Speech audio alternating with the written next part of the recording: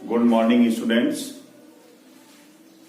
कल बेटा हम लोगों ने स्टडी किया हुआ था स्टोइकियोमेट्रिक डिफेक्ट्स इन सॉलिड्स। जो सॉलिड क्रिस्टल होते हैं उनमें स्टोइकियोमेट्रिक डिफेक्ट्स किस तरह के होते हैं उसको कल हमने देखा था।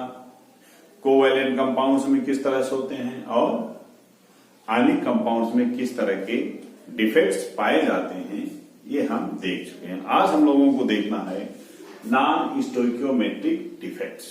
बच्चों ये जो लास्ट पोर्शन इसमें इस चैप्टर का चल रहा है ये कंपटीशन के पर्पज से बहुत इंपॉर्टेंट है। इसमें बहुत सारे क्वेश्चन बनते हैं और आप अगर उस पर ध्यान नहीं देते हो तो उन प्रश्नों को सॉल्व करने में आपको प्रॉब्लम आती है। कभी कभी तो आपको ऐसा लगता है कि मैंने ये प्रश्न पढ़ा ही नहीं है तो ये प्रश्न आया कहां से। क्योंकि केमिस्ट्री एक ऐसा सब्जेक्ट है जिसको पढ़ने से ज्यादा सीखने की जरूरत है और मेरा उद्देश्य हमेशा यही होता है कि आप केमिस्ट्री को सीखो, केवल पढ़ के नहीं काम चल सकता। अगर आप केवल पढ़ने पे कंसंट्रेट करोगे तो होता क्या है कि हम उसका एप्लीकेशन नहीं जान पाते हैं। जब तक किसी चीज को आप चाहे जितना ज्ञान आपके पास आ जाए अगर उस ज्ञान को आप अप्लाई नहीं कर सकते हो, आप उसका प्रयोग नहीं सही जगह पे कर सकते हो तो इसका मतलब उसको आपने सीखा नहीं है, केवल पढ़ा है। तो पढ़ने और सीखने का ये अंतर है। तो जब भी हम किसी सब्जेक्ट को पढ़ते हैं तो हमारी कोशिश होनी चाहिए कि हम उसे सीखें भी, उसे जाने भी कि एक्चुअली इसका क्या यूज होता है, किस तरह से इस पे प्रश्न बन सकते हैं। तो इसके लिए आपको प्रश्न देने की श्रृंखला में शुरू करने वाला हूं। हर लेक्चर के लास्ट में कुछ इस तरह के क्वेश्चन दिए जाएंगे जिससे कि आप ये ट्राई कर सके कि आपने जो सीखा है, जो पढ़ा है उसको आप सीख पा रहे हैं या नहीं सीख पा रहे हैं। तो चलिए इसी क्रम में मैंने आपको बताया कि बहुत इंपॉर्टेंट पार्ट्स हैं और इसको आपको देखना है। इस नॉन स्टोइकियोमेट्रिक डिफेक्ट्स जानने से पहले आप ये जान लीजिए कि नॉन स्टोइकियोमेट्री का मतलब क्या होता है। कल हमने बताया था, जैसे देखो FeO है, यहां पर Fe और O का रेशियो क्या है, जो इसका मॉलिक्यूलर फार्मूला है 1 atom of ion of Fe and 1 ion of oxygen. एक आयन इनके है। यहां पर देखिए हमने एक अलग फार्मूला लिखा है Fe 1.10O, दूसरा यहां हमने लिया है Fe 0.90। एक एग्जाम्पल के रूप में इसको लिया गया है। आप देखिए ये दोनों क्या है, एक तो सरल अनुपात में नहीं है, दशमलव में है, भिन्नात्मक है। दूसरा इनका अनुपात यहां से डिफर कर रहा है। इसमें Fe यानी धातु ज्यादा है, यहां पर Fe कम है, जितना होना चाहिए। एक होना चाहिए, यहां एक से ज्यादा है, यहां एक से कम है। दोनों ही नॉन स्टोइकियोमेट्री है। यानी नॉन स्टोइकियोमेट्री क्या है, जब वास्तविक अनुपात किसी यौगिक में परमाणु का जो होता है वो डिस्टर्ब हो जाता है, वो चेंज हो जाता है और भिन्नात्मक अनुपात आ जाता है, तो इस तरह के अनुपातों को हम नॉन स्टोइकियोमेट्रिक डिफेक्ट्स कहते हैं। और ये आप देख के ही कह सकते हैं कि दो तरह का होगा। एक है धातु आधिक्य दोष, मेटल एक्सेस डिफेक्ट। इसको मेटल एक्सेस डिफेक्ट क्यों कहेंगे? क्योंकि इस डिफेक्ट में मेटल ज्यादा है। Fe 1.1 है, होना कितना चाहिए था 1, यहां पर ये ज्यादा है। यहां पर धातु न्यूनता दोष यानी मेटल डिफिशियंसी डिफेक्ट। इसको क्यों कहते हैं मेटल डिफिशियंसी डिफेक्ट? क्योंकि यहां पर मेटल डिफिशियंट है, जितना होना चाहिए उतना नहीं है, उस अमाउंट से कम है। तो ये दो तरह के होते हैं। अब इसमें हम देखेंगे धातु आधिक्य दोष के कारण क्या हो सकते हैं। तो बच्चों धातु आधिक्य दोष के दो कारण हो सकते हैं। पहला कारण है एनायनिक वैकेंसी, दूसरा कारण है extra metal ion at interstitial sites. इसको समझने के लिए हम दोनों को अलग अलग लेते हैं। पहले हम देखते हैं एनायनिक वैकेंसी क्या है या ऋणायन न्यूनता क्या है, इसका डिफेक्ट क्या होता है। यहां पे देखिए हम अगर लेते हैं एनायनिक डिफिशियंसी अर्थात ऋणायन की न्यूनता, इसको समझने के लिए हम एक एग्जांपल लेते हैं। NaCl सामान्य अवस्था में ये रंगहीन होता है,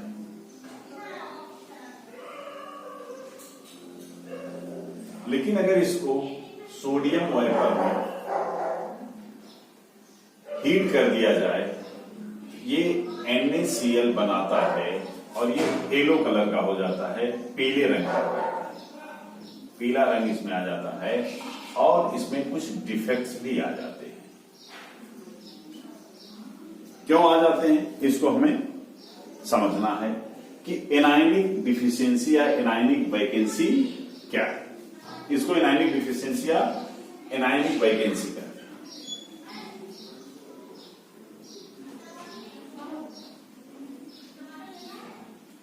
अब इसमें आप देखिए होता क्या है। सपोज करिए ये NaCl के पार्टिकल्स हैं, जहां पर plus minus plus minus minus plus इस तरह से कैटायंस और एनायंस सेट है।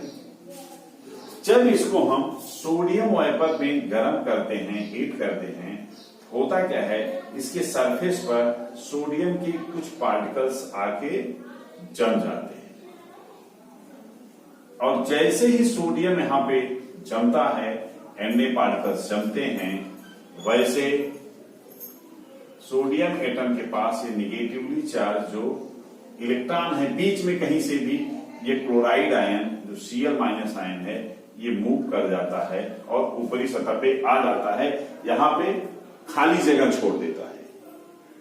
जब यहां पे खाली जगह छूट जाती है तो सरफेस पर आकर के सतह पर हम देखें क्या होता है, इसके सरफेस पर Na एक इलेक्ट्रॉन लूज करके Na प्लस बना लेता है, जो एटम इस पे एब्जॉर्ब हुआ था, और एक इलेक्ट्रॉन लूज कर देता है और Cl माइनस ऊपर आ जाता है, अपवर्ड आ जाता है, और अपवर्ड आकर ये Cl माइनस Na प्लस से मिल करके NaCl की एक नई लेयर ऊपर बना लेता है।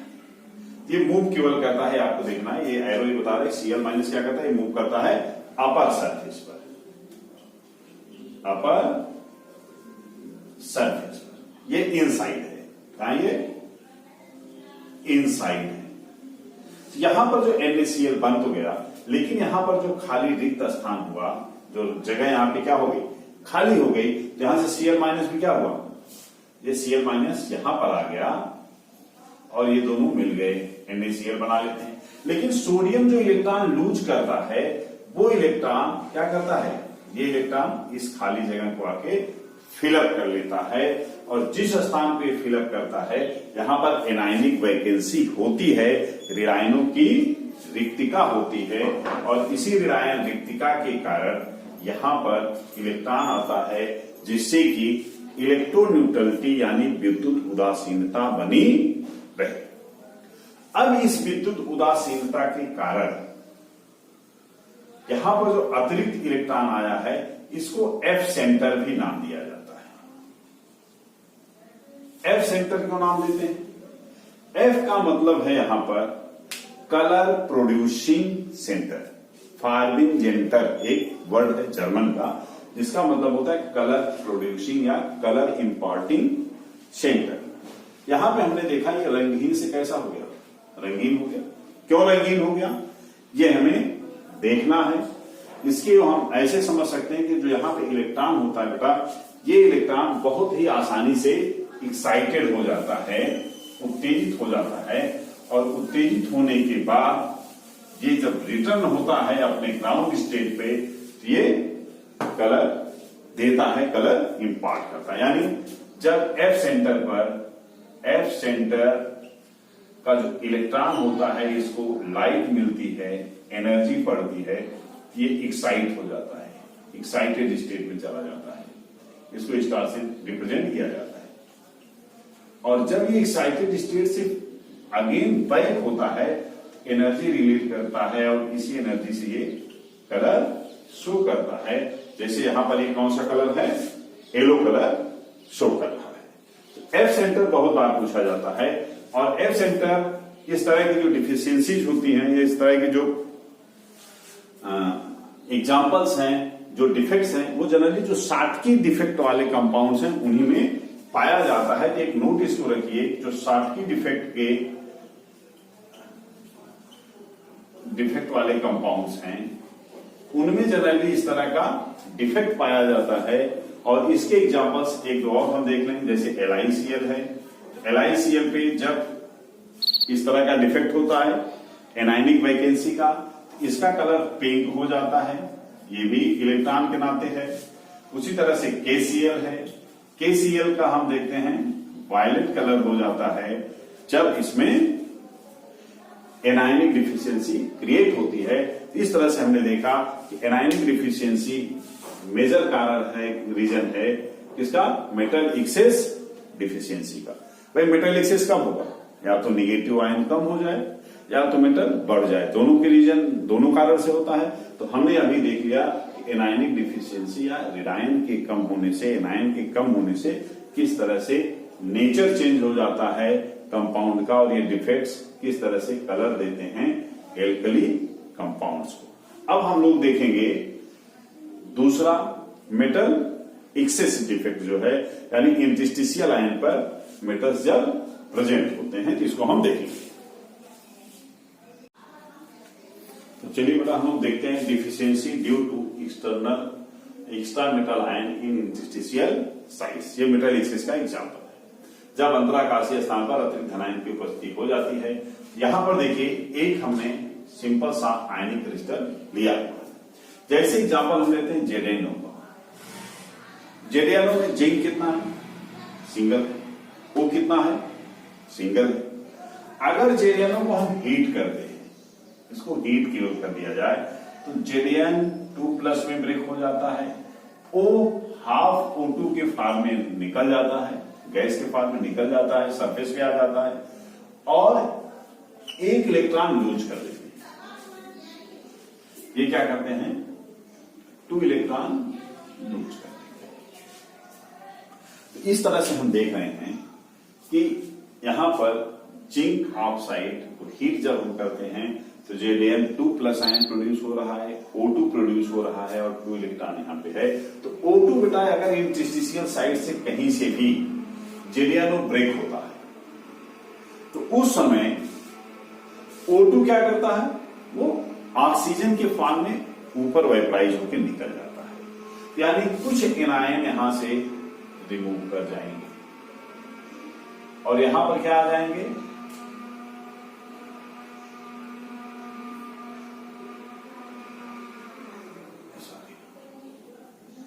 -N+।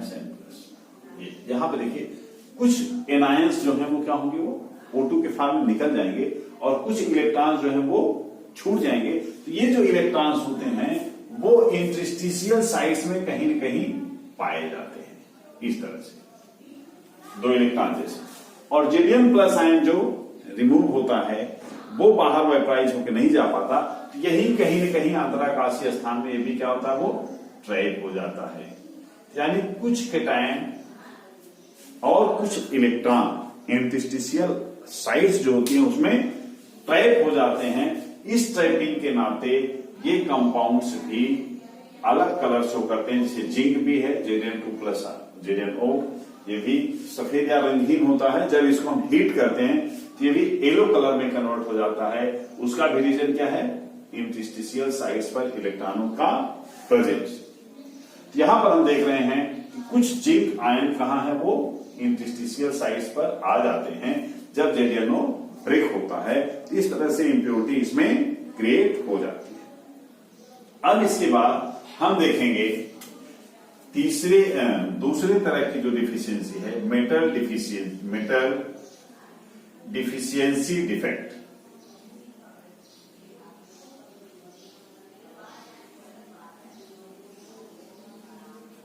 यानी धातु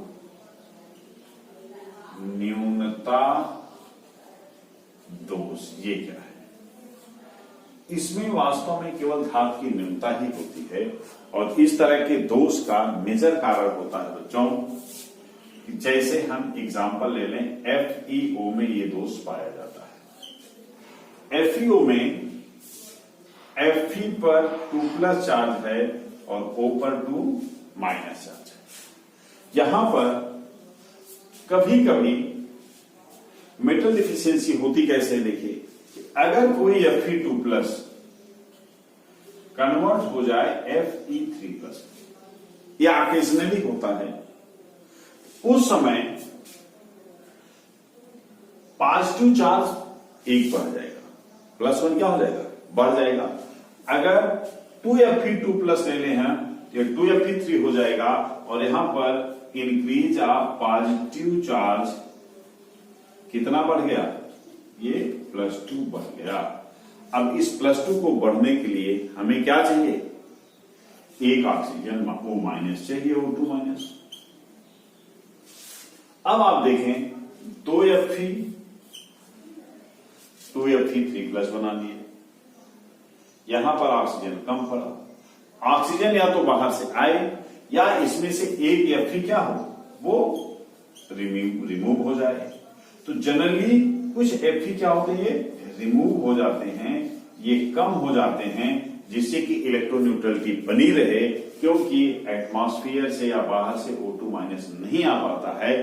तो जब इस तरह की सेटिंग्स होती हैं, कंपाउंड्स बनते हैं, क्रिस्टल बनते रहते हैं, तो उसमें अगर कोई धात अपने एक से ज्यादा ऑक्सीडेशन स्टेट में होती है, तो लोअर ऑक्सीडेशन स्टेट्स के जो ऑक्साइड्स, सल्फाइड्स एटसेट्रा होते हैं, उनमें अगर ऑक्सीडेशन हुआ है धातु का, मेटल का ऑक्सीडेशन या ऑक्सीकरण हुआ है, तो उस समय कुछ मेटल आयन बाहर हो जाते हैं, क्योंकि इलेक्ट्रोन्यूट्रलिटी को मेंटेन करना होता है।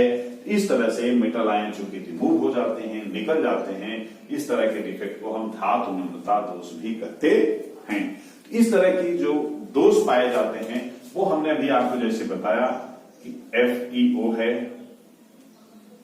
FeS है, और जैसे निकिल है, NiS है। तो जो भी ट्रांजिशन मेटल्स में ही जनरली इनके ऑक्साइड्स और सल्फाइडों में पाए जाते हैं, क्योंकि ये Fe, Ni, कोबाल्ट है, ये सब कंपाउंड्स एक से ज्यादा ऑक्सीडेशन स्टेट में इनके मेटल पाए जाते हैं। इसका मतलब मेटल डिफिशियंसी डिफेक्ट तब होगा जब कोई मेटल एक से ज्यादा ऑक्सीडेशन स्टेट में पाया जाता हो। जैसे कि हम यहाँ पर Fe का देख रहे हैं, तो FeO का आपने देखा, इन सबका भी, लेकिन आप जानते रहिए यहाँ पर इनमें भी मेटल डिफिशियंसी डिफेक्ट पाया जा सकता है। तो इस तरह से हमने नॉन स्टोइकियोमेट्रिक डिफेक्ट्स को देख लिया। अब हमारे लिए एक लास्ट डिफेक्ट बचा हुआ है, इम्प्योरिटी डिफेक्ट। इसको हम देखें।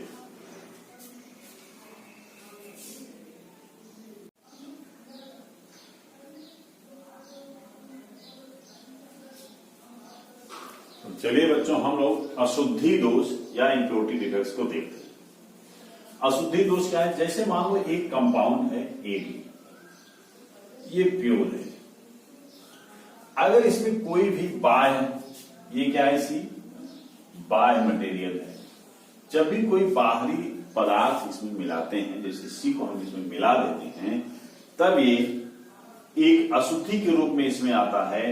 यानी जब हम कोई इम्प्योरिटी बाहर से आ जाती है या मिला दी जाती है, तो हम इस तरह की अशुद्धि को अशुद्धि दोष कहते हैं, इम्प्योरिटी डिफेक्ट कहा जाता है। अब एक चीज आपको बता दें कि केमिकल साइंस में बहुत ज्यादा यूज किया जाता है इस मेथड का, जिसको हम डोपिंग कहते हैं। क्या कहते हैं, डोपिंग। ये वर्ड आपने बहुत बार सुना होगा। इसका मतलब क्या है, जब हम डिजायरली जानबूझकर किसी भी प्योर सब्सटेंस में कोई इम्प्योरिटी मिलाते हैं, उसके जो कैरेक्टर्स होते हैं, उसकी जो प्रॉपर्टीज होती हैं, उसको चेंज करने के लिए इस प्रोसेस को हम डोपिंग कहते हैं। And doping is the mixing of foreign material in a pure compound for desired result. यानी किसी भी पदार्थ में, शुद्ध पदार्थ में जब हम कोई अशुद्धि किसी डिजायर्ड रिजल्ट के लिए मिलाते हैं, तो इसको हम डोपिंग कहते हैं।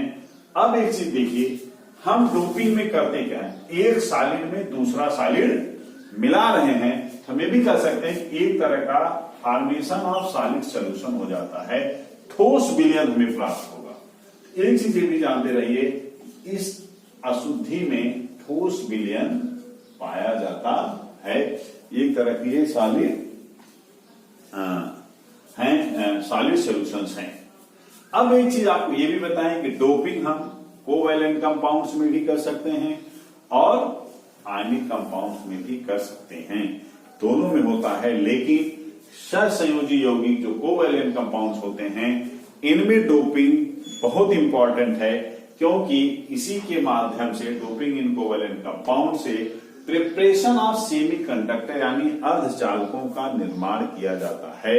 और सेमीकंडक्टर्स का आज के इलेक्ट्रॉनिक युग में बहुत ज्यादा उपयोग होता है, ये आप लोग बहुत अच्छी तरह से जानते हैं।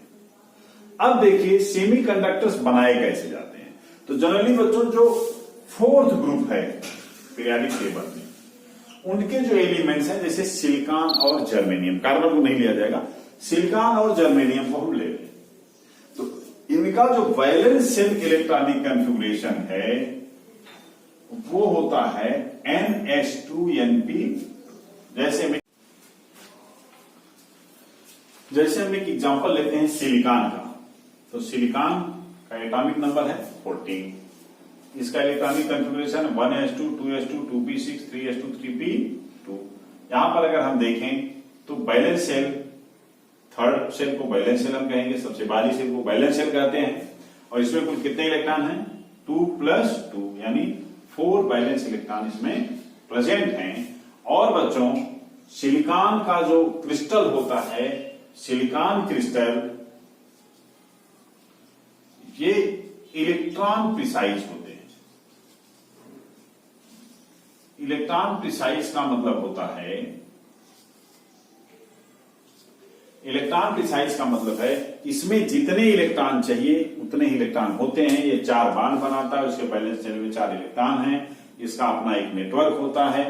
और इसमें अगर हम 5th ग्रुप के किसी एलिमेंट को मिला देते हैं तो यहां पर N टाइप सेमीकंडक्टर प्रोड्यूस हो जाएगा, और अगर इनमें हम 3rd ग्रुप का एलिमेंट मिलाते हैं तो P टाइप सेमीकंडक्टर होता है। जैसे यहां पर मान लीजिए हम 5th ग्रुप से फास्फोरस ले लेते हैं, 3rd ग्रुप से एल्यूमिनियम ले लेते हैं, हम देखते हैं कि क्या इसके क्रिस्टल स्ट्रक्चर पर इफेक्ट पड़ेगा और किस तरह से N टाइप और P टाइप सेमीकंडक्टर प्रोड्यूस होते हैं। इसको हम एक क्रिस्टल चालक के माध्यम से, एक नेटवर्क के माध्यम से ऑब्जर्व कर सकते हैं कि किस तरह से ये इलेक्ट्रिक करंट को कंडक्ट करते हैं और किस तरह से सेमीकंडक्टर बन जाते हैं। तो चलिए देखते हैं।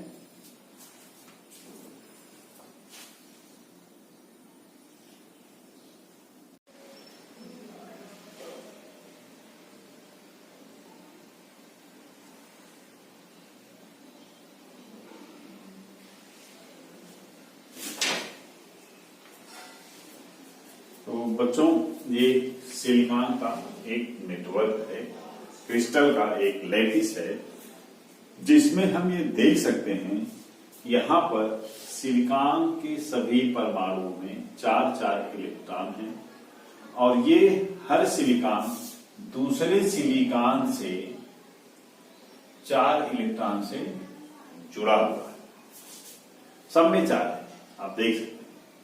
और यह एक इलेक्ट्रॉन प्रिसाइज क्रिस्टल है, सिलिकॉन का क्रिस्टल। क्यों इलेक्ट्रॉन प्रिसाइज है? क्योंकि इसमें इलेक्ट्रॉनों की संख्या जितनी होनी चाहिए उतनी है, न तो कोई वैकेंट ऑर्बिटल है और न ही कोई एक्सिस इलेक्ट्रॉन है। इस तरह से हम कह सकते हैं यह एक इलेक्ट्रॉन प्रिसाइज नेटवर्क है, क्रिस्टल है। अब अगर इसमें हम डोपिंग ऑफ फास्फोरस करें, यानी फास्फोरस क्या है, 5th ग्रुप का है, डोपिंग ऑफ 5th ग्रुप पहले हम देखेंगे पीरियोडिक टेबल का। तो अगर फास्फोरस को हम डोपिंग करेंगे, फास्फोरस के बैलेंस शेल में आप जानते हो कितने इलेक्ट्रॉन होते हैं, 5। ये 5 इलेक्ट्रॉन सहित फास्फोरस मान लीजिए इस सिलिकॉन की जगह पे आ जाता है। यहां पर अब क्या हो गया, सिलिकॉन की जगह पे फास्फोरस, लेकिन फास्फोरस के बैलेंस शेल में कितने इलेक्ट्रॉन हैं, 5। 4 इन्वॉल्व हो गए बॉन्डिंग में, 1 इलेक्ट्रॉन बचा रह गया, और ये इलेक्ट्रॉन जो होता है ये डी उपकोष में रहेगा। अब क्वेश्चन यह है कि इस ड्यूब कोष में जो इलेक्ट्रॉन हैं वो क्या होंगे, वो सिलिकॉन के जितने ड्यूब कोष होते हैं सब वैकेंट होते हैं। उन सब इलेक्ट्रॉनों में ये मूव कर सकते हैं, उन ऑर्बिटल्स में ये इलेक्ट्रॉन मूव कर सकते हैं, क्योंकि सिलिकॉन के पास भी वैकेंट डी ऑर्बिटल है और फास्फोरस के पास भी डी ऑर्बिटल है जिसमें इलेक्ट्रॉन पाए जाते हैं। यानी ये इलेक्ट्रॉन इलेक्ट्रिसिटी को कंडक्ट कर सकते हैं। चूंकि इलेक्ट्रॉनों की संख्या बहुत कम होती है इसलिए कंडक्शन बहुत पुअर होता है और ये सेमी कंडक्टर की तरह बिहेव करते हैं। बिकॉज इलेक्ट्रॉन ज्यादा है यानी निगेटिव चार्ज बढ़ गया है, इसलिए इसको हम निगेटिव चार्ज से एन टाइप ऑफ सेमीकंडक्टर कहते हैं। और इसमें जो होता है करंट फ्लो, ये किसके माध्यम से होता है, एक्स्ट्रा इलेक्ट्रॉन के माध्यम से होता है।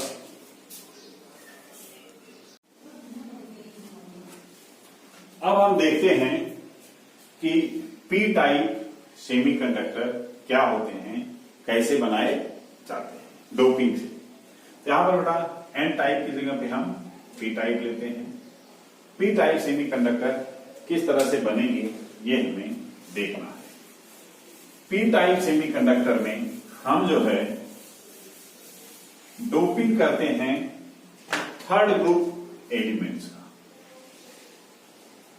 थर्ड ग्रुप एलिमेंट का। और आप जानते हैं कि हम अगर थर्ड ग्रुप से एल्यूमिनियम को ले लेते हैं, इनके वैलेंस शेल में कुल इलेक्ट्रॉन कितने हैं, 3 इलेक्ट्रॉन, यानी 3 इलेक्ट्रॉन से हम यहां पर डोपिंग करेंगे एल्यूमिनियम का। और जब हम यहां एल्यूमिनियम की डोपिंग कर देंगे तो यहां पर अब जो 4 इलेक्ट्रॉन थे वो कन्वर्ट हो जाएंगे 3 इलेक्ट्रॉन्स में। यहां पर सिलिकॉन की जगह पे एल्यूमिनियम आ जाएगा और 1 इलेक्ट्रॉन की कमी हो जाएगी।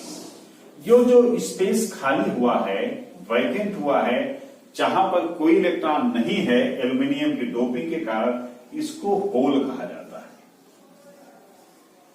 और ये होल्स जो होते हैं ये इलेक्ट्रॉन डिफिशियंसी को रिप्रेजेंट करते हैं। इलेक्ट्रॉन डिफिशियंट होने का मतलब है कि निगेटिव चार्ज घट गया, जो पहले था जितना निगेटिव चार्ज था उसमें थोड़ी सी कमी आ गई, इसीलिए इसको हम पी टाइप सेमीकंडक्टर कहते हैं। निगेटिव चार्ज घटने का मतलब पॉजिटिव चार्ज का बढ़ना है। इस तरह हम कह सकते हैं कि पी टाइप सेमीकंडक्टर ये है।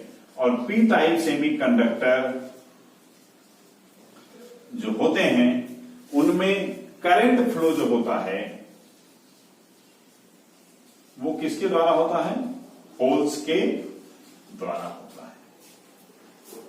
अब एक चीज और आप ध्यान रखिए कि एन टाइप में इलेक्ट्रॉन फ्लो करता है और पी टाइप में होल जो होते हैं ये मूव करते हैं। तो करंट का डायरेक्शन जो होता है, करंट इलेक्ट्रॉन फ्लो के अपोजिट माना जाता है, क्योंकि करंट फ्लो हमेशा क्या होता है, वो पॉजिटिव चार्ज के फ्लो को के डायरेक्शन को ही हम करंट का डायरेक्शन करते हैं। लेकिन होल्स जो है पॉजिटिव सिंबल है, इसलिए हमें कह सकते हैं कि यहां पर करंट जो होता है वो सेम डायरेक्शन में होता है। ये भी एक पॉइंट है कि कभी कभी पूछा जाता है कि सेमीकंडक्टर्स में अगर पी टाइप है तो किससे होगा और किस डायरेक्शन में होगा। अगर एन टाइप है तो इलेक्ट्रॉनों का फ्लो होगा और करंट इलेक्ट्रॉन फ्लो के अपोजिट डायरेक्शन में फ्लो करेगा। और अगर पी टाइप है तो होलों के थ्रू कंडक्शन होता है और करंट जो होता है जिस दिशा में करंट जाता है, होल जाते हैं, उसी दिशा में करंट भी फ्लो होता है। इस तरह से हम लोगों ने सेमीकंडक्टर को सीख लिया। अब हम आगे देखेंगे इम्प्योरिटी डिफेक्ट किस तरह से पाया जाता है।